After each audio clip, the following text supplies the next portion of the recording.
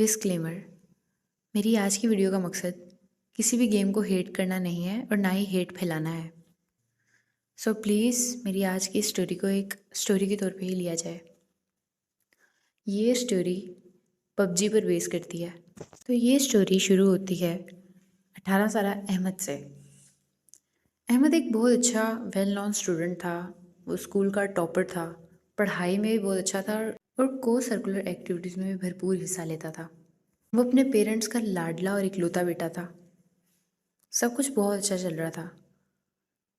एक मर्तबा अहमद का एक क्लास फेलो जो उसका फ्रेंड भी था, उसने उसको पबजी के बारे में बताया।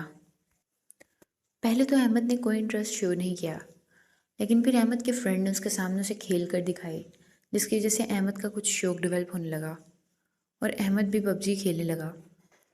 शुरू में तो वो पबजी को सिर्फ एज अ गेम लेता था, लेकिन फिर आहिस्ता आहिस्ता वो पबजी का इतना एडिक्ट हो गया कि वो दिन रात सिर्फ पबजी खेलने लगा, जिसकी वजह से उसकी पढ़ाई पे भी बहुत असर पड़ने लगा।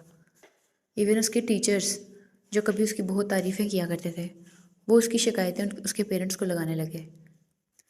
अहमद का पढ़ाई की तरफ कोई ध्यान ना रहा। वो किसी भी एक्टिविटी में किसी किस्म का कोई इंटरेस्ट शो नहीं करता था और हर वक्त बस मोबाइल के साथ लगा रहता और पबजी खेलता रहता। पबजी ने उसके दिमाग पे इतना असर कर दिया था कि वो छोटी छोटी बातों पे इतना एग्रेसिव होने लगा और वो गेम को बिल्कुल रियल लाइफ की तरह देखने लगा। वो ऐसा सोचने लगा जैसे वो गेम ही उसकी पूरी लाइफ है और उसकी सोशल लाइफ भी ज़ीरो हो गई। अब हुआ कुछ यूँ कि अहमद को पबजी में एक दोस्त मिला।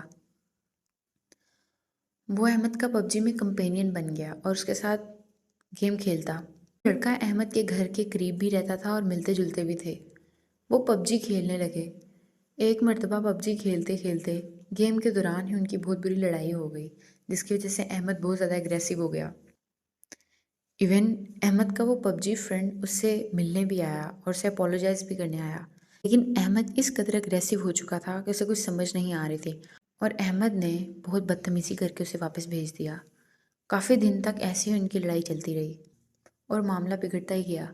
अहमद का वो फ्रेंड ट्राई करता कि किसी तरह से जाकर मैं उससे बात करूं और इस मामले को यहीं ख़त्म किया जाए, लेकिन अहमद के सर पर जुनून सवार हो गया था।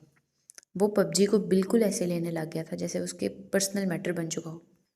एक दिन ऐसे ही दोबारा गेम खेलते हुए इस कदर लड़ाई हुई उनकी कि अहमद छुरी लेकर उसके घर पर पहुंच गया।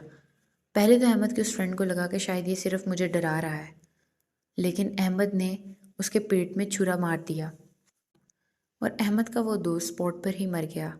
अहमद ये देखकर बहुत घबरा गया और वो छुरा वहीं पर फेंक कर भाग गया। अहमद अपने घर वापस नहीं आया। ये कोई नहीं जानता था कि वो कहाँ गया। जब पुलिस ने इन्वेस्टिगेशन की तो उनको वो नाइफ उसके घर से मिली, जिसके ऊपर अहमद के फिंगरप्रिंट्स थे। अहमद के पेरेंट्स से पूछताछ की गई। उन्होंने बताया कि अहमद पबजी बहुत ज़्यादा खेलता था और ये उसका पबजी फ्रेंड था। इनकी लड़ाई चल रही थी।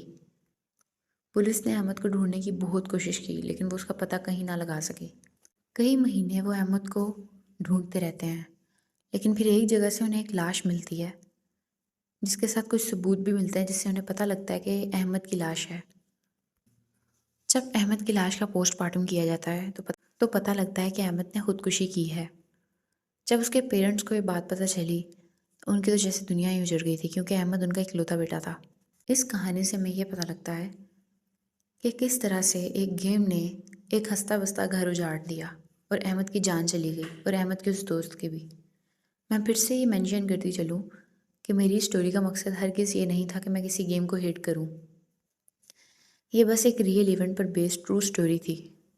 उम्मीद करती हूँ आपको मेरी ये स्टोरी पसंद आई होगी। अगर इसे पसंद किया गया है तो लाइक शेयर सब्सक्राइब कर दीजिए। अल्लाह हाफिज़।